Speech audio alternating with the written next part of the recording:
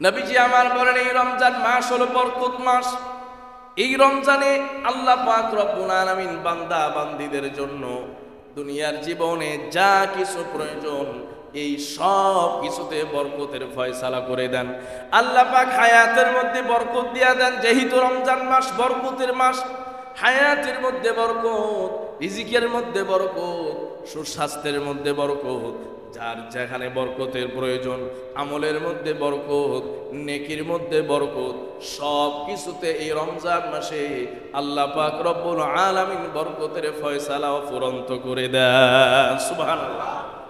আল্লাহ পাক রব্বুল আলামিন বলেছেন, দুনিয়ার জীবনের বরকত, দুনিয়ার আরাম আয়েশ সুখ শান্তির জন্য যা কিছুর প্রয়োজন এগুলোর বরকত একরকম, আর আল্লাহ পাক রব্বুল আলামিন রমজানের খাতিরে আমার আপনার আমলের সওয়াবের মধ্যে এক অফুরন্ত বরকত দান করেন। কেমন বরকত? আল্লাহর কোনো গোলাম যদি রমজানের বাইরে একটা নফল পড়ে নফলের সওয়াব পাবে, আবার রমজানের বাইরে যদি একটা ফরজ আদায় করে ফজর ফরজের সওয়াব পাবে। কিন্তু রমজান মাসটাতে আল্লাহ পাক রব্বুল আলামিন আমলের সওয়াবের মধ্যে এই পরিমাণ বরকত দিলেন, আমলের সওয়াবের মধ্যে এই পরিমাণ বরকত দিয়েছেন। কোন গোলাম যদি রমাদানে এক রাকাত নফল আদায় করে ওই নফলটাকেও আল্লাহ পাক তার নিজ গুণে ফরজের সমান মূল্য বানিয়ে দেন। সুবহানাল্লাহ। একটা নফল যদি আদায় করে নফলটা ফরজের সমান হয়ে যায়। একটা এক রাকাত নফল যদি আদায় করে ফরজের সমান সওয়াব পেয়ে যাবে। 2 রাকাত নফল যদি আদায় করে তাহলে ওই বান্দা 2 রাকাত ফরজের সওয়াব পেয়ে যাবে। সুতরাং কোন গোলাম যদি তারাবির 20 রাকাত সালাত সুন্নাতে মুআক্কাদা আদায় করে ওই বান্দা কিন্তু 20 রাকাত ফরজ নামাজ আদায় করার সওয়াব পেয়ে যাবে। সুবহানাল্লাহ। কোন বান্দা যদি 20 রাকাত তারাবির সালাত আদায় করে, একসাথে যদি সেই তারাবির সালাতটা খতম তারাবি হয়, প্রতিদিন প্রথম 6 দিন 6 রাত্র এইভাবে 1.5 পারা করে তেলাওয়াত করা হবে। 1.5 পারায় কতগুলো আয়াত আছে, কতগুলো হরফ আছে, কতগুলো বাক্য আছে। আল্লাহ পাক রব্বুল আলামিন যদি অন্য সময় প্রত্যেকটা হরফের বিনিময়ে 10টা নেকি দেন, আর এই রমজানের খাতিরে ওই 10 নেকিকে আল্লাহ পাক রব্বুল আলামিন 700 গুণে বাড়িয়ে দিয়ে দেন। সুবহানাল্লাহ। যদি একটি হরফে 10টি নেকি হয় তাহলে আপনি যদি সময় পান একটু খুলে কোরআন শরীফ খুলে একটু দেখবেন যে সূরা প্রথম দিন পড়া হবে সূরা বাকারা শুরু থেকে নিয়ে একদম পূর্ণ 1.5 পারা। এই 1.5 পারায় কতগুলো অক্ষর আছে, কতগুলো বাক্য আছে, কতগুলো আয়াত আছে। এই প্রতিটি হরফের বিনিময় আল্লাহ পাক রব্বুল আলামিন আপনার আমল নামায় কি পরিমাণ সওয়াব জমা করবেন জোরে বলেন সুবহানাল্লাহ। এটা হিসাব করে আমি আর আপনি ক্যালকুলেশন করতে পারবো না। আল্লাহ পাক রব্বুল আলামিন তাহলে নামাজের বাইরে পড়লে এক রকমের সওয়াব, নামাজের ভেতরে পড়লে ওই সওয়াবটা আরো কয়েক গুণ বেড়ে যায় জোরে বলেন সুবহানাল্লাহ। এই জন্য রমজান মাস হলো বরকত মাস, বরকতের মাস। যেমনটা রিজিকের মধ্যে বরকত, যেমনটা আমলের সওয়াবের মধ্যে বরকত, নফলটাকে ফরজ বানিয়ে দেন। আর যেই গোলাম রমজান মাসে একটা ফরজ আদায় করবে প্রতিটা ফরজের বিনিময়ে 70টা ফরজ আদায় করার সওয়াব আল্লাহ পাক দিয়ে দেন। সুবহানাল্লাহ। সম্মানিত সুধী মুসল্লিয়ানে কেরাম, দেখতে দেখতে রজব এবং শাবান অত্যন্ত গুরুত্বপূর্ণ এই 2টি মাস আমরা ইতিমধ্যেই শেষ করে রমাদানের দ্বার প্রান্তে পৌঁছে গিয়েছি। হতে পারে আজকের এই দিন জুমাবারের পরে আগামীকাল প্রথম তারাবি অনুষ্ঠিত হতে পারে। সম্মানিত ভাইয়েরা, ঠিক এই সময়টা এবং আগামী মাস রমাদান কতটা গুরুত্বপূর্ণ, আমাদের জন্য কত বড় নিয়ামত, এ সম্পর্কে নবীজি সাল্লাল্লাহু আলাইহি ওয়াসাল্লাম সাহাবায়ে কেরামকে সতর্ক করেছেন, সাহাবায়ে কেরামকে নসিহাত করেছেন, উপদেশ দিয়েছেন। ঠিক আজকে যেমনিভাবে আমরা শাবানের শেষ দিনে উপনীত, সম্ভবত শেষ দিনের আগের দিন, আগামীকাল একদিন আছে, শাবানের শেষ পর্যায়ে আমরা উপনীত। নবীজি সাল্লাল্লাহু আলাইহি ওয়াসাল্লাম ঠিক তেমনি ভাবে শাবানের শেষ দিনে সাহাবায়ে কেরামকে সামনে নিয়ে তিনি রমাদান সম্পর্কে আলোচনা করতেন, রমাদান সম্পর্কে তাদেরকে ধারণা দিতেন, রমাদানের ফাজাইল, রমাদানের শ্রেষ্ঠত্ব, রমাদানের আমল এবং রমাদানের বৈশিষ্ট্য গুরুত্ব সম্পর্কে সাহাবায়ে কেরামকে সতর্ক করতেন, যেন সাহাবায়ে কেরাম সেই আসন্ন রমাদানকে সুন্দরভাবে আমলের মাধ্যমে কাজে লাগিয়ে তারা যেন পরকালীন সফলতা অর্জন করতে পারে। নবীজি সাল্লাল্লাহু আলাইহি ওয়াসাল্লামের একটি লম্বা হাদিস এই শাবানের শেষ সময়ে এসে সাহাবায়ে কেরামকে নিয়ে নবীজি যেই কথাগুলো বলতেন, যে বিষয়ে আলোচনা করতেন, আমরা আজকে সেই হাদিসটিকেই পর্যালোচনা করে সাহাবায়ে কেরামকে যে সমস্ত দিক নির্দেশনা নবীজি সাল্লাল্লাহু আলাইহি ওয়াসাল্লাম দিয়েছেন, আমরাও সেই দিক নির্দেশনাগুলো শুনতে চাই, জানতে চাই এবং সাহাবায়ে কেরামের মতো উৎসাহিত হয়ে সাহাবায়ে কেরামের মতো নবীজি সাল্লাল্লাহু আলাইহি ওয়াসাল্লামের কথা শুনে যেভাবে আমল করতেন সেইভাবে আমরাও রমাদানে আমল করতে চাই। আল্লাহ পাক যেন সেই তৌফিক দেন, সবাই পড়ি আমিন। সম্মানিত ভাইয়েরা, নবীজি সাল্লাল্লাহু আলাইহি ওয়াসাল্লাম এই শাবানের দ্বার প্রান্তে দাঁড়িয়ে সাহাবায়ে কেরামকে সামনে নিয়ে বলতেন, ইয়া আইয়ুহান নাস ক্বাদ আযাল্লাকুম শাহরুন আযীম ওয়া শাহরুন মুবারাকুন ওয়া শাহরুন ফীহি লাইলাতুন খায়রুম মিন আলফি শাহর। নবীজি সাল্লাল্লাহু আলাইহি ওয়াসাল্লাম বলতেন, হে লোক সকল, তোমরা জেনে রাখো, শুনে রাখো, তোমরা জেনে নাও, শুনে নাও, ক্বাদ আযাল্লাকুম শাহরুন আযীম, অতি সত্বর তোমাদের উপরে এক মহিমান্বিত মাস ছায়াপাত করতে যাচ্ছে। অতি সত্বর তোমাদের উপরে এক মহিমান্বিত মাস আগমন করছে, আসতেছে। আল্লাহ পাক রব্বুল আলামিন সেই মাসকে কেন্দ্র করে সারা বৎসর জান্নাতকে সুসজ্জিত করতে থাকে। জোরে বলেন সুবহানাল্লাহ। একটি মাসকে উপলক্ষ করে অন্য 11টি মাস পুরো দস্তুর, পুরো দমে জান্নাতকে সুসজ্জিত করতে থাকে। জান্নাতকে সাজানো হয়, জান্নাতকে পরিপাটি করা হয়, গুছানো হয়। আর যখনই রমাদানের প্রথম রাত্রি শুরু হয়ে যায়, যখনই রমাদানের চাঁদ উদিত হয়, ওই সময় জান্নাতের ডাগর চক্ষু বিশিষ্ট হুরে গেলমানগুলো তারা বলতে থাকে, তারা গাইতে থাকে যে কে আসো আল্লাহর এমন গোলাম যে জান্নাতে এসে আমাদেরকে সঙ্গী হিসাবে পেতে চাও। জোরে বলেন সুবহানাল্লাহ। শুধু তাই নয়, এইভাবে রমাদানের প্রথম রজনী যখন আগমন করে, রমাদানের প্রথম রাত্রি যখন আগমন করে, রমাদানের প্রথম রাত্রি যখন এসে যায়, নবীজি আমার বলেছেন, ঠিক যেমনি ভাবে জান্নাতের হুরে গেলমানগুলো এই দুনিয়ার নেককার বান্দাদেরকে, ইমানদারদেরকে উৎসাহিত করে, ইমানদারদেরকে উৎসাহিত করে, আছো কোনো এমন গোলাম, আছো কোনো এমন বান্দা যারা দুনিয়াতে এই রমাদানটাকে আমল করে, বন্দেগী করে, ইবাদত করে জান্নাত অর্জন করবে, আর তাদের জন্য আমরা জান্নাতে অপেক্ষা করতেছি। জান্নাতের হুরে গেলমানগুলো তাদের জন্য অপেক্ষমান আর তাদের জন্য অপেক্ষায় থাকে। এমনকি তারা ঘোষণা করে, আসো কোনো এমন গোলাম যারা জান্নাতে প্রবেশ করে আমাদেরকে জীবন সঙ্গিনী হিসেবে পাবে। শুধু তাই নয়, হাদিস শরীফের মধ্যে এসেছে, নবীজি সাল্লাল্লাহু আলাইহি ওয়াসাল্লাম বলেছেন, রমাদানের প্রথম রজনী যখন আগমন করে, রমাদানের প্রথম রাত্রিটা যখন চলে আসে, ওই জান্নাতের তলদেশ দিয়া এমন একটা সুন্দর মৃদু বাতাস প্রবাহিত হয়, এমন একটা সুন্দর বাতাস বয়ে যায়।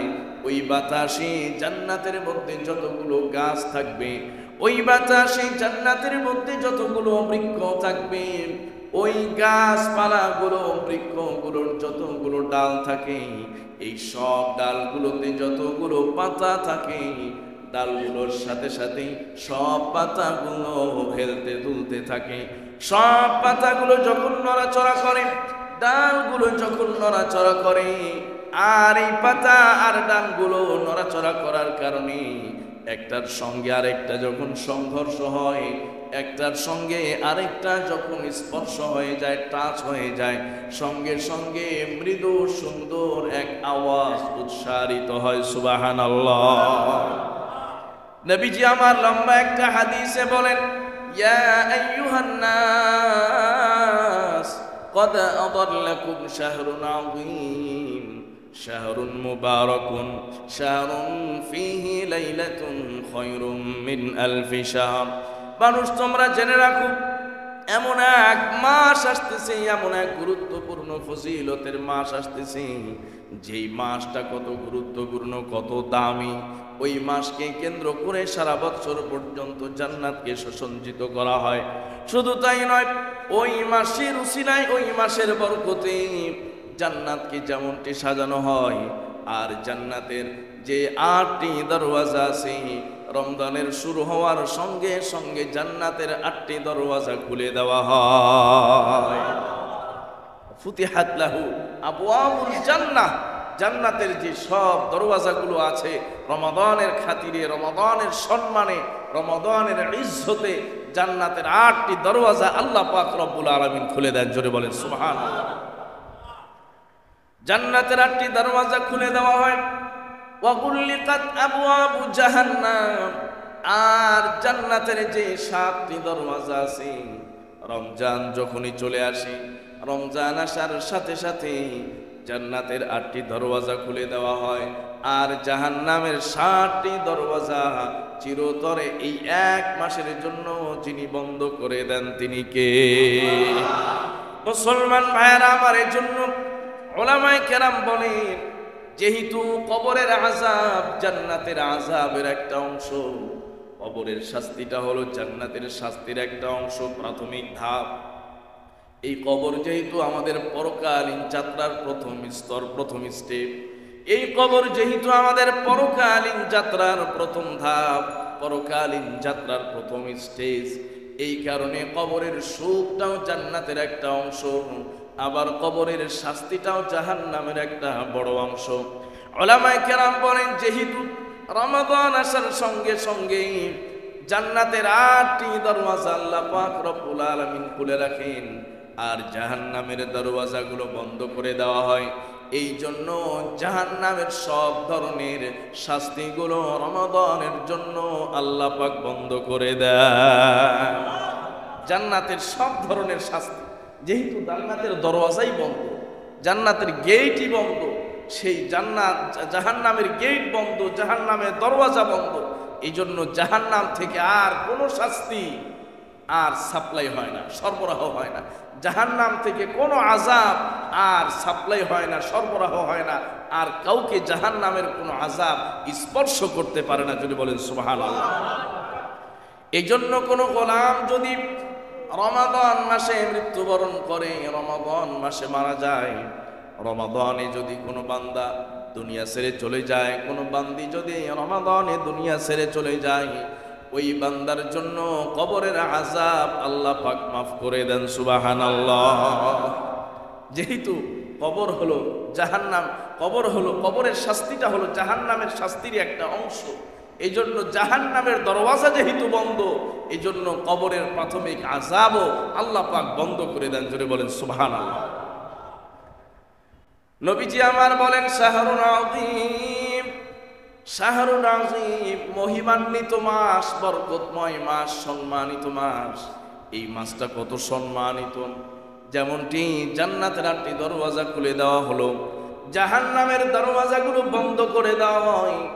আবার আমার বান্দা বান্দীদেরকে আল্লাহ পাক বলেন, আমার বান্দা বান্দীদেরকে সারাটি বছর শয়তান ধোঁকা দিয়ে দিয়ে, আমার বান্দা বান্দীগুলোকে সারাটি বছর শয়তান ধোঁকা দিয়ে দিয়ে নামাজ থেকে তাদেরকে গাফিল করেছে, তাদেরকে ইবাদত থেকে গাফিল করেছে, তাদেরকে বিভিন্ন ধরনের গুনাহের মধ্যে লিপ্ত করেছে, তাদেরকে বিভিন্ন ধরনের পাপ পঙ্কিলতার মধ্যে নিমজ্জিত করে দিয়েছে। এই জন্য এই বান্দা বান্দিগুলো যেন সুন্দরভাবে রমজান মাসে ইবাদত করতে পারে, এই বান্দা বান্দিগুলো যেন রমজান মাসে সুন্দরভাবে আল্লাহ পাক রব্বুল আলামিনের গোলামি করতে পারে, বন্দেগী করতে পারে। এই জন্য সারা বছর শয়তান আপন অবস্থার মধ্যে বিচরণ করতে পারে। এমনকি নবীজি আমার বলেছেন, আশ-শাইতানু ইয়াজরি মিনাল ইনসানি মাজরাদ দাম, যে শয়তানকে আল্লাহ পাক রব্বুল আলামিন এমন ক্ষমতা, এমন পাওয়ার দিয়েছেন, মানুষের অদৃশ্যে, মানুষের দৃষ্টির আড়ালে থেকে থেকেই এমনকি মানুষের শরীরের মধ্যে ঢুকে ঢুকেও সে মানুষকে ধোঁকা দিতে পারে। শয়তানকে আল্লাহ পাক রব্বুল আলামিন এমন এক পাওয়ার দিয়েছেন, এমন এক শক্তি দিয়েছেন যে মানুষের রন্ধ্রে রন্ধ্রে প্রবেশ করে মানুষের রক্তের সঙ্গে মিশে মিশে মানুষকে ধোঁকা দিতে পারে, মানুষকে গুনাহে লিপ্ত করতে পারে, মানুষের মনন মস্তিষ্কের মধ্যে নিমজ্জিত হয়ে ঢুকে প্রবেশ করেও মানুষকে ধোঁকা দিতে পারে। কিন্তু রমজান যখন চলে আসে, রমজান আসার সঙ্গে সঙ্গে আল্লাহ পাক রব্বুল আলামিন জিবরিল আলাইহিস সালাতু ওয়াস সালামকে আদেশ করেন, জিবরিল যাও না দুনিয়াতে গিয়া শয়তান যে আছে ওই শয়তান যেন আমার বান্দা বান্দীদেরকে ধোঁকায় ফেলতে না পারে, আমার বান্দা বান্দীদেরকে যেন সারা বছরের মতো গুনাহে লিপ্ত করতে না পারে। ওই শয়তানটাকে শৃঙ্খলাবদ্ধ করো, লোহার শিকল শয়তানের গলায় পরিয়ে দুনিয়ার জমিনে রাখবা না, বরঞ্চ ওই শয়তানকে সমুদ্রের মধ্যে নিক্ষেপ করে দাও। সুবহানাল্লাহ। আল্লাহ পাক রব্বুল আলামিন জিবরিলকে আদেশ করেন, জিবরিল এই শয়তানকে, বিতাড়িত শয়তান, বিতাড়িত মারদুদ শয়তানকে শৃঙ্খলাবদ্ধ করে শেকলে আবদ্ধ করে একদম সমুদ্রের ভেতরে নিক্ষেপ করে দাও, যেন আমার বান্দা বান্দীদেরকে শয়তান রমজান মাসে অন্তত ধোঁকায় ফেলে গুনাহে লিপ্ত করতে না পারে। যদি বলেন সুবহানাল্লাহ। আল্লাহ পাক রব্বুল আলামিন এমন একটি মাস আমাদেরকে দিচ্ছেন এবং সেই মাস অতি সত্বর আমরা শুরু করতে যাচ্ছি। সম্মানিত ভাইয়েরা, যে শয়তান যেন বান্দা বান্দিকে ধোঁকায় ফেলতে না পারে, আল্লাহ পাক চান যে সারা বছর যাই হয়েছে এই একটি মাস যেন সিয়াম সাধনার মধ্য দিয়ে আমার বান্দা বান্দিগুলো তাকওয়া অর্জন করে, পরহেজগারি অবলম্বন করে আমার কাছ থেকে যেন তারা জীবনের সব গুনাহগুলো মাফ করে নিষ্পাপ হতে পারে। কথা বলেন ঠিক কিনা? এটা আল্লাহ পাক রব্বুল আলামিন নিজেই চান। এই জন্য তিনি গুনাহের যত দরওয়াজা আছে, যত মাধ্যম আছে, বিশেষ করে শয়তান সকল গুনাহের উৎস, সব গুনাহে লিপ্ত করাই হলো আমাদেরকে শয়তান। সেই শয়তানকে আল্লাহ পাক রব্বুল আলামিন আটক করে ফেলেন, বন্দী করে ফেলেন, একটাই উদ্দেশ্য, যেন বান্দা বান্দিরা শয়তানের ধোঁকায় না পড়ে, শয়তানের ওয়াসওয়াসায় যেন না পড়ে যায়, নির্বিঘ্নে তারা যেন আল্লাহর ইবাদত আর বন্দেগী করতে পারে। জোরে বলেন সুবহানাল্লাহ। আল্লাহ পাক রব্বুল আলামিন রমজানটাকে কত গুরুত্বপূর্ণ বানিয়েছেন এবং তিনি নিজেই আমাদের জন্য কত কিছুর আয়োজন করেছেন।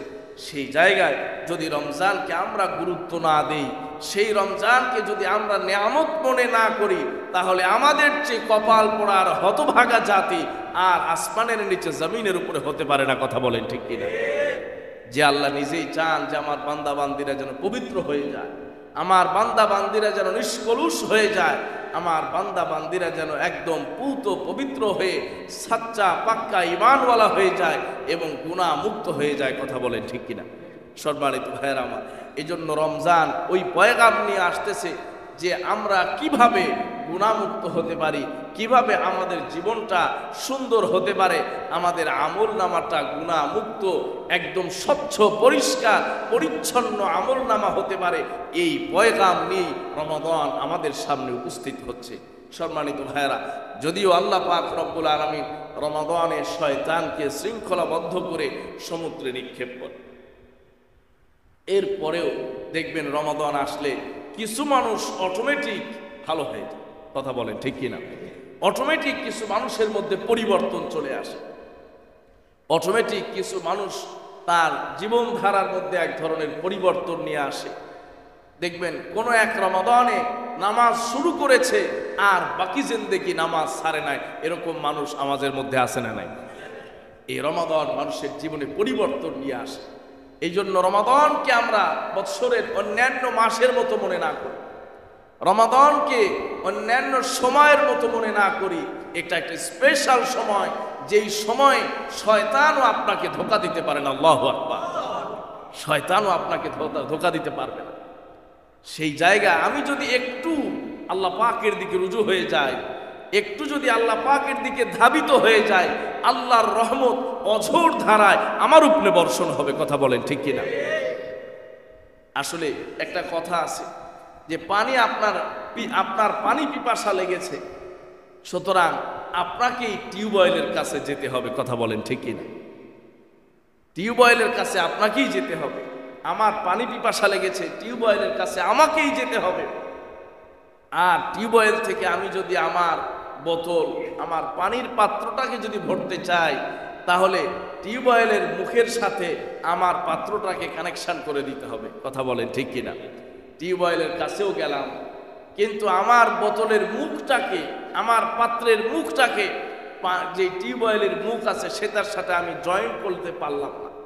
এখানে মুখ আছে, আমি পাত্র এখানে রেখে দিলাম, সারা দিন পানি পড়বে কিন্তু আমার পাত্র ভরবে না। কথা বলেন ঠিক কিনা? রমাদান আসতেছে রহমতের পয়গাম নিয়ে, রমাদান আসতেছে মাগফিরাতের পয়গাম নিয়ে, রমাদান আসতেছে জাহান্নাম থেকে মুক্তির পয়গাম নিয়ে। কিন্তু আমি যদি সেই বোকার মতো যে টিউবওয়েলের কাছে ঠিকই গেলাম, কিন্তু আমার পাত্রটাকে সেই টিউবওয়েলের সাথে যুক্ত না করে দূরে সরিয়ে রাখলাম, তাহলে যেমনটি আমার পাত্র পানি দ্বারা পরিপূর্ণ হবে না। রমাদান রহমত, মাগফিরাত এবং জাহান্নাম থেকে মুক্তির পয়গাম নিয়ে আসলো, কিন্তু আমি সেটা অর্জন করার জন্য এক কদমও অগ্রসর হলাম না, তাহলে আমার জন্য এই রমাদান রহমত, মাগফিরাত এবং জাহান্নাম থেকে মুক্তি এনে দিতে পারবে না। কথা বলেন ঠিক কিনা? আমাকে অগ্রসর হতে হবে, আমাকে নিয়ত করতে হবে, আমাকে একদম সলিড নিয়ত, পাক্কা নিয়ত করতে হবে যে এই রমাদানের চাঁদ ওঠা থেকে নিয়ে শুরু করেই আমি আমার জীবনে একটা চেঞ্জ আনতে চাই, একটা পরিবর্তন নিয়ে আসতে চাই। যেহেতু এই রমাদান এক বিশেষ মাস, যেহেতু এই রমাদান এক শ্রেষ্ঠ মাস, যেহেতু এই রমাদানের শয়তান পর্যন্ত আমাকে ধোঁকা দিতে পারবে না, আমি যদি এক মাস প্র্যাকটিস করি, আমলের মধ্যে থাকি, হতে পারে এই যে আমার আমলের গাড়ি স্টার্ট হলো আর বন্ধ হবে না। কথা বলেন ঠিক কিনা? এই জন্য নবীজি সাল্লাল্লাহু আলাইহি ওয়াসাল্লাম বলেন, এই রমাদান মাসে আল্লাহ পাক রব্বুল আলামিন শয়তানকে যেমনি ভাবে শৃঙ্খলাবদ্ধ করে দেন, শয়তানকে আবদ্ধ করে দেন যেন মানুষকে ধোঁকায় না ফেলতে পারে। এই জন্য রমজান যখন শুরু হয়ে যায়, রমজানের চাঁদ যখন উদিত হয়, হঠাৎ দেখা যায় নারী পুরুষ যুবক সব শ্রেণীর মানুষের মধ্যে কিছু সংখ্যক মানুষ আছে, কিছু সংখ্যক কোরআন আসিফ বান্দি আছে, তাদের মধ্যে এক ধরনের পরিবর্তন শুরু হয়ে যায়।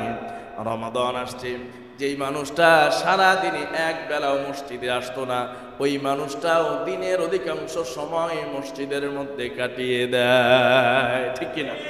যেই মানুষটা সারা দিনে একবার মসজিদে আসতো, ওই মানুষটাও রমাদানের দিনে একটা লম্বা সময় মসজিদে কাটিয়ে দেয়। ওই মানুষটাও নামাজের পরে 10 মিনিট কোরআন তেলাওয়াত করে, ওই মানুষটাও নামাজের পরে 10 মিনিট তাসবিহ আদায় করে, ওই মানুষটাও খতম তারাবিতে অংশগ্রহণ করে, ওই মানুষটাও তারাবির আগে যদি কোরআনের তাফসীর হয় সেটা শোনার জন্য আগেই চলে আসে। এই জন্য এই রমাদান মানুষের মধ্যে পরিবর্তন নিয়ে আসে। কিছু মানুষকে অটোমেটিক পরিবর্তন করে ফেলে, যারা শয়তান থেকে একটু দূরে থাকার জন্য চেষ্টা করে, শয়তানের ওয়াসওয়াসা থেকে একটু নিজেকে আড়াল করে রাখতে চায়, তাদের জন্য হেদায়েতের রাস্তা যিনি তৈরি করে দেন তিনি কে? কিছু মানুষ অটোমেটিক পরিবর্তন হয়ে যায়, আবার কিছু মানুষ আছে দেখবেন রমাদানের আগেও যেমন ঠিক রমাদানেও তেমন, তার মধ্যে কোনো ধরনের পরিবর্তন আসে না, তার মধ্যে কোনো ধরনের পরিবর্তন লক্ষ্য করা যায় না। রমাদানের আগেও যেমনটা জীবন যাপন করেছে, যেমনটা হেয়ালিপনা ছিল, বেখেয়ালি ছিল, নামাজের প্রতি গুরুত্ব ছিল না, ইবাদত বন্দেগীর মতো গুরুত্ব ছিল না, ইবাদতের প্রতি গুরুত্ব ছিল না। রমজান আসার পরেও কোনো পরিবর্তন নাই। নিশ্চিত এই সব গোলামগুলো, বান্দাগুলো, যদিও শয়তান শৃঙ্খলাবদ্ধ করা হয়েছে, যদিও শয়তানকে আটক করা হয়েছে, কিন্তু সারা বছরে বিপুল পরিমাণে, বেশি পরিমাণে, অতিমাত্রায় শয়তানের ওয়াসওয়াসা প্রবঞ্চনায় থাকার কারণে রমজানের একটি মাসও সেই শয়তানের ধোঁকা থেকে বাঁচতে পারে না। ঠিক কিনা? অতিমাত্রায় শয়তান তাকে প্রবঞ্চিত করেছে, ধোঁকা দিয়েছে। শয়তানের অনুসরণ করতে করতে এখন নিজেই শয়তানের কাতারে চলে যায়। আসে না নাই? সম্মানিত ভাইরা, শয়তান তার কাছে আর আসে না। শয়তান তার কাছ থেকে অবসর নিয়ে নিছে যে এই বান্দার কাছে আমার যাওয়ার প্রয়োজন নাই, সময় নষ্ট, কারণ সে নিজেই তো আমার দায়িত্ব নিয়ে নিছে। কথা বলেন ঠিক কিনা? সম্মানিত ভাইরা, এই জন্য রমজান আসার পরেও যদি আমার মধ্যে পরিবর্তন না আসে, আমি যদি নিজেকে একটু চেঞ্জ করতে না পারি, তাহলে আমি তো সেই শয়তানের কাতারে চলে যাব। কারণ শয়তান তো শৃঙ্খলাবদ্ধ, শয়তান তো সমুদ্রে, তাকে শিকল দিয়ে আবদ্ধ করে রাখা হয়েছে। এরপরে বাকি শয়তানের কাজগুলো এই পৃথিবীর জমিনে মানুষরূপী শয়তানগুলোই আঞ্জাম দেয়। কথা বলেন ঠিক কিনা? এই জন্য সম্মানিত ভাইয়েরা, মনে করবেন না যে শয়তান তো শৃঙ্খলাবদ্ধ, তাহলে হুজুর এই রমজানে গুনাহগুলো কেমনে হয়, রমজানে অপরাধগুলো কেমনে হয়? রমজানে সরাসরি শয়তান কাজ করে না। শয়তানের সারা বছরের যেসব সাগরিদ আছে, যেসব শিষ্য আছে, এই শিষ্যগুলা রমজানের দায়িত্ব পালন করে। কথা বলেন ঠিক কিনা? সম্মানিত ভাইয়েরা, এই জন্য আমরা যেন সেই কাতারের মধ্যে চলে না যাই। আরো অনেক সময় আমি উদাহরণ দিই, এই যে ফ্যান চলতেছে, কারেন্ট চলে গেলেও কিন্তু অনেকক্ষণ চলে, অনেকক্ষণ পাখা ঘুরতেই থাকে। কথা বলেন ঠিক কিনা? যেই মানুষটা সারা বছর শয়তানের চক্করে ঘুরতেছে 11 মাস শয়তানের চক্করে ঘুরতে ঘুরতে সে তো এই ইলেকট্রিক পাখার মতো হয়ে গেছে, ফ্যানের মতো হয়ে গেছে। সুইচ অফ করে দেওয়ার পরেও যেমন 1 মিনিট ঘুরতেই থাকে, ঠিক শয়তান শৃঙ্খলাবদ্ধ হওয়ার পরেও পুরো রমজান জুড়েও তার শয়তানি চলতেই থাকে। কথা বলেন ঠিক কিনা? সম্মানিত ভাইয়েরা, এই জন্য আমরা নিজেরা নিজের সাথে বোঝাপড়া করি, নিজেরা নিজের সাথে একটু বোঝাপড়া করি। নবীজি বলেছেন, ইস্তাফতি নফসাকা, ইস্তাফতি নফসাকা, তুমি তোমার নফসকে একটু জিজ্ঞাসা করো, তুমি তোমার নিজেকে একটু জিজ্ঞাসা করো। এই জন্য বলা হয় মানুষের বিবেক হলো সবচেয়ে বড় আদালত, এর চেয়ে বড় আদালত আর পৃথিবীতে নেই। নিজের নফসকে একটু জিজ্ঞেস করো যে আসলে এই রমজানে আমার কি কাজগুলো করা উচিত, কি কাজগুলো করা উচিত নয়, এই রমজানে আমাকে কিভাবে চলা উচিত, এই রমজানটা আমাকে কিভাবে কাটানো উচিত। একটু বালিশে মাথা রেখে, বেশি না 5 মিনিট নিজেকে সময় দেন, 5 মিনিট নিজেকে সময় দিয়ে নিজেকে জিজ্ঞেস করেন। আমার মনে হয় যদি আপনি 5টা মিনিট নিজের সঙ্গে বোঝাপড়া করতে পারেন, আপনার জন্য হেদায়েতের পথ তৈরি হয়ে যেতে পারে। কথা বলেন ঠিক কিনা? সম্মানিত ভাইরা, সেই মহিমান্বিত রমাদান, সেই শ্রেষ্ঠ মাস রমাদান মাস আমাদের সামনে অতি নিকটে, একদম রমাদানের দোর গোড়ায় আমরা পৌঁছে গিয়েছি। যেই মাস সম্পর্কে নবীজি সাল্লাল্লাহু আলাইহি ওয়াসাল্লাম বলেছেন, শাহরুন আযীম, শাহরুন মুবারাকুন, এটি একটি বরকতময় মাস। সারা বৎসরের বরকত আল্লাহ পাক রব্বুল আলামিন এই রমজানে দান করে দেন। জোরে বলেন সুবহানাল্লাহ। তাহলে একটি ফরজ আদায় করলে 70টি ফরজ আদায় করার সওয়াব তার আমলনামার মধ্যে লিখে দেওয়া হয়। জোরে বলেন সুবহানাল্লাহ। তাহলে 5 ওয়াক্ত নামাজে যে আমরা ফরজ নামাজ আদায় করব, প্রতি নামাজে 70, একদিনের ফজর, এক ফজরের মোকাবেলায় 70টি ফজরের সওয়াব দিয়ে দেওয়া হবে। জোরে বলেন সুবহানাল্লাহ। এক জোহরের মোকাবেলায় 70টি জোহরের সওয়াব দিয়ে দেওয়া হবে। এক আসরের মোকাবেলায় 70টি আসরের সওয়াব দিয়ে দেওয়া হবে। এভাবে প্রতি ওয়াক্ত নামাজের বিনিময়ে আল্লাহ পাক রব্বুল আলামিন 70 দিয়া গুণ দিয়া বাড়িয়ে দিবেন। জোরে বলেন সুবহানাল্লাহ। তাহলে এই মাসেও যদি কেউ নিজের আমল নামাটাকে ভারী করতে না পারে, এই মাসেও যদি কেউ নিজের আমল নামাটার ওজন বাড়াইতে না পারে, তাহলে তার জন্য আফসোস করা ছাড়া আর কোনো উপায় থাকবে না। কথা বলে ঠিক কিনা? সম্মানিত ভাইরা, সেই রমজান মাস আমাদের সামনে আসতেছে। নবীজি সাল্লাল্লাহু আলাইহি ওয়াসাল্লাম বলেছেন, শাহরুল মুওয়াসাত, এই মাস হলো সহমর্মিতার মাস। সুবহানাল্লাহ পড়ে। সহমর্মিতা কি? সহমর্মিতা হলো অপরের দুঃখে দুঃখিত হওয়া, অপরের কষ্টে নিজের ভেতরে দুঃখ অনুভব করা, অপরের যদি কোনো ব্যথা থাকে সেই ব্যথায় নিজে ব্যথিত হওয়া, এটাই হলো সহমর্মিতা। সহমর্মিতার মাস হলো এই রমজান মাস। শাহরুল মুওয়াসাত, এই মাস হলো প্রাধান্য দেওয়ার মাস, নিজের চেয়ে অপরকে প্রাধান্য দেওয়া, নিজের চেয়ে অপরকে গুরুত্ব দেওয়া বেশি। এই মাস শাহরুল সবর, ধৈর্য ধারণের মাস। নবীজি বলেছিল সবরু সওয়াবুহু আল জান্নাহ, আর ধৈর্যের একমাত্র প্রতিদান হলো সরাসরি আল্লাহর জান্নাত। জোরে বলেন সুবহানাল্লাহ। ধৈর্যের একমাত্র পুরস্কার হলো আল্লাহর জান্নাত। যারা এই রমজান মাসে যারা ধৈর্য ধারণ করবে, যারা রমজান মাসে মানুষের প্রতি খেয়াল করবে, যারা এই রমজান মাসে যারা সহমর্মিতা প্রদর্শন করবে, নবীজি সাল্লাল্লাহু আলাইহি ওয়াসাল্লাম বলেছেন মান খাফফাফা আন মামলুকিহি ফি ইয়াউমি রমাদান আও কামা ক্বালা নবী সাল্লাল্লাহু আলাইহি সাল্লাম। কিভাবে আমরা সহমর্মিতা প্রদর্শন করব, কিভাবে আমরা এই মাসকে সংযম এবং ধৈর্যের সাথে আমরা এই মাস কাটাবো।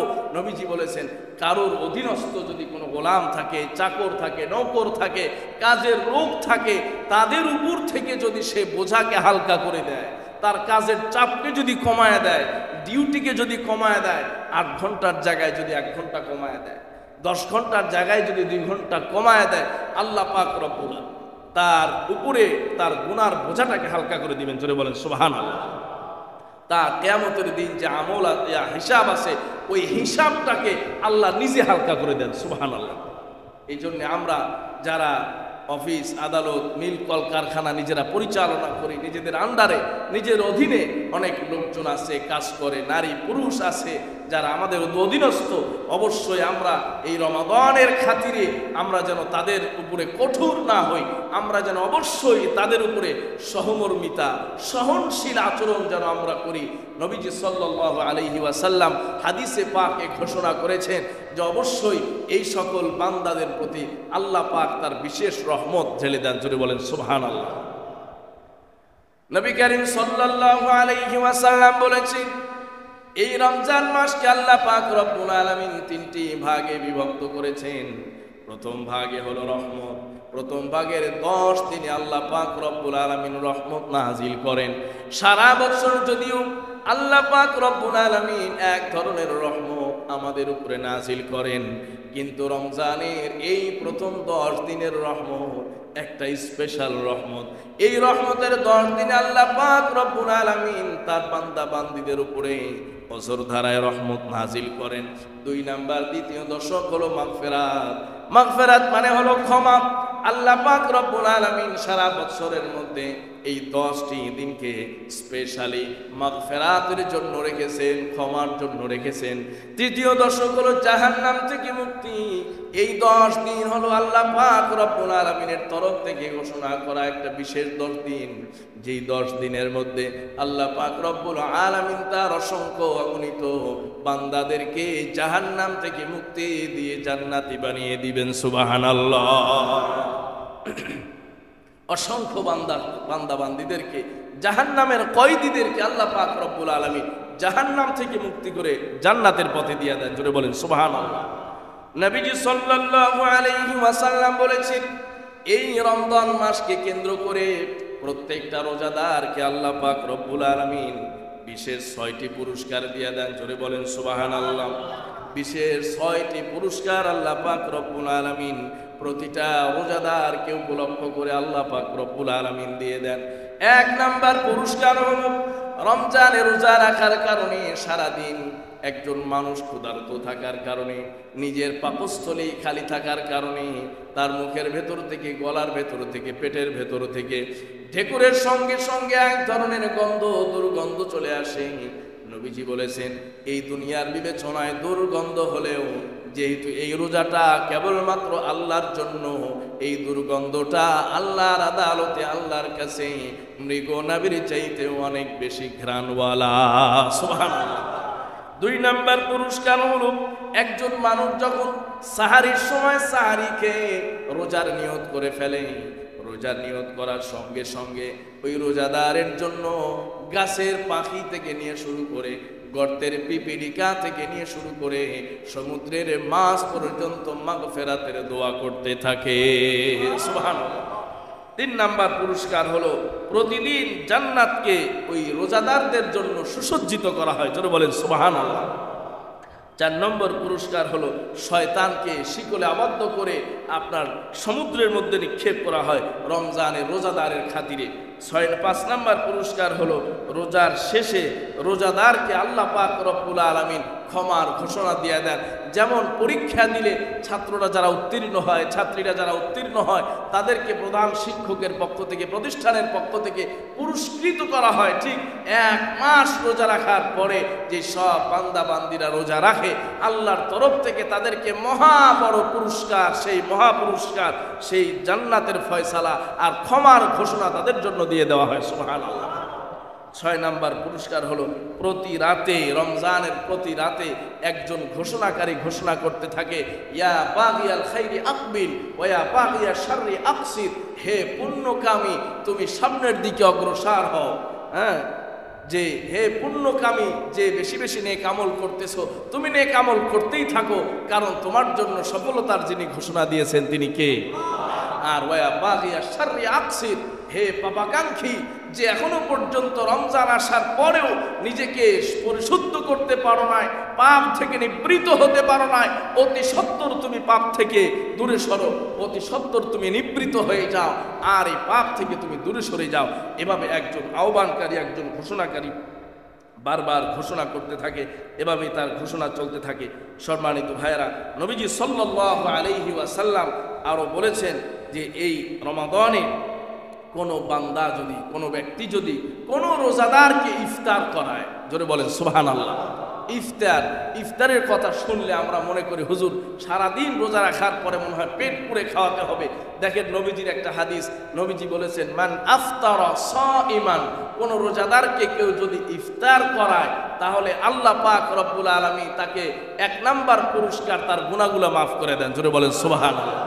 2 নাম্বার পুরস্কার হলো তাকে জাহান্নাম থেকে মুক্তি দিয়ে দেন, জোরে বলেন সুবহানাল্লাহ। 3 নাম্বার পুরস্কার হলো ওই বান্দাকে আল্লাহ পাক রব্বুল আলামিন ওই রোজাদারের সমপরিমাণ সওয়াব দিয়ে দেন, সুবহানাল্লাহ। তাহলে একজন বান্দাকে ইফতার করাইলে কয়টা পুরস্কার? 3টা পুরস্কার। সাহাবায়ে কেরাম বলেন, ইয়া রাসূলুল্লাহ, আমাদের মধ্যে অনেকেরই তো সামর্থ্য নাই যে আমরা পেট পুরে রোজাদারকে ইফতার করাবো। নবীজি সাল্লাল্লাহু আলাইহি ওয়াসাল্লাম বললেন, দেখো ভয় পাওয়ার কোনো কারণ নাই, রোজাদারকে পেট পুরে ইফতার খাওয়ালেই যে তোমাকে এই সওয়াব দেওয়া হবে বিষয়টা এমন নয়। নবীজি বলেছেন, কেউ যদি 1 ঢোক দুধ, 1 ঢোক কি পরিমাণ, মুখের মধ্যে দেওয়ার পরে যে পরিমাণটা হয় সেই পরিমাণটা, ঠিক 1 ঢোক দুধের মাধ্যমে যদি কেউ কাউকে ইফতার করায়, অথবা একটি খেজুরের দানা দ্বারাও যদি কেউ ইফতার করায়, অথবা সিরিফ শুধুমাত্র কেবলমাত্র 1 ঢোক পানি দিয়েও যদি কেউ কাউকে ইফতার করায়, ওই ইফতারকারী ব্যক্তিকে আল্লাহ সেই সওয়াব দিয়ে দিবেন, জোরে বলেন সুবহানাল্লাহ। তাহলে ইফতার করায়া সওয়াব অর্জন করা খুব কঠিন বিষয় না। আমরা যারা আছি আমরা সকলেই সেই সওয়াব অর্জন করতে পারি, কথা বলেন ঠিক কিনা? কে পারি না যে একটা খেজুর দিয়ে ইফতার করাইতে? কে পারি না যে আধা গ্লাস দুধ দিয়ে ইফতার করাইতে? কে পারি না যে শুধু একটু শরবত দিয়া, হাদিসে কিন্তু শরবতের কথা বলে না, সিরিফ পানির কথা বলা হয়েছে। কে পারি না যে শুধুমাত্র পানি দিয়ে ইফতার করাইতে, কথা বলেন ঠিক কিনা? এই জায়গা থেকে আমরা বঞ্চিত হবে না। সাহাবায়ে কেরাম বলেন, ইয়া রাসূলুল্লাহ, যে এই যে রোজাদার, যে তার আমলে কোনো ঘাটতি হবে কিনা, তার সওয়াবে কোনো ঘাটতি হবে কিনা? নবীজি বললেন, আল্লাহকে কি তোমরা এই পরিমাণ বখিল মনে করো যে একজনকে সওয়াব দিতে আরেকজনেরটা কর্তন করে এরপরে দিতে হবে? আল্লাহ তাআলা কি এতই বখিল? জোরে বলেন নাউজুবিল্লাহ। এরকম হতে পারে না। আল্লাহ পাক রব্বুল আলামিনের হাবিব বললেন, মিন গায়রি আইনুন তাকাসা মিন আজরিহি শাইআন, ওই রোজাদারের আমলনামা থেকে বিন্দু মাত্র কমানো হবে না, জোরে বলেন সুবহানাল্লাহ। এই জন্য সম্মানিত ভাইয়েরা আমার, রমজানে আমরা এই আমলটি বিশেষভাবে করতে পারি। আর নবীজি বলেছেন, রমজান আসলে 4টি কাজ তোমাদের করতেই হবে, সুবহানাল্লাহ পড়েন। 2টা কাজ হলো যেটা করা তোমাদের জন্য বাধ্যতামূলক। 1 নাম্বার হলো বেশি বেশি কালিমা পড়া, লা ইলাহা ইল্লাল্লাহু মুহাম্মাদুর রাসূলুল্লাহ, এই কালিমা বেশি বেশি পড়া।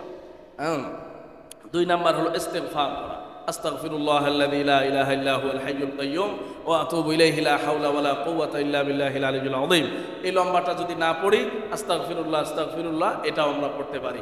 আর নবীজি সাল্লাল্লাহু আলাইহি সাল্লাম বলেছেন, আর 2টা কাজ এমন আছে যেটা না করার কোনো উপায় নাই, যেটা করতেই হবে। এক নাম্বার হলো জাহান্নাম থেকে মুক্তি, 2 নাম্বার হলো আল্লাহ পাকের কাছ থেকে জান্নাত চাওয়া। সুবহানাল্লাহ পড়ে। তাহলে রমজানে নবীজি সাল্লাল্লাহু আলাইহি ওয়াসাল্লাম বলছেন সারা রমজান আমরা সিম্পল এই আমলটা সব সময় করতে পারি। প্রথম 2টি হলো কি, যেটা তোমাদের করতেই হবে। 1 নাম্বার কালিমার জিকির বেশি বেশি, 2 নাম্বার ইস্তেগফার পড়া।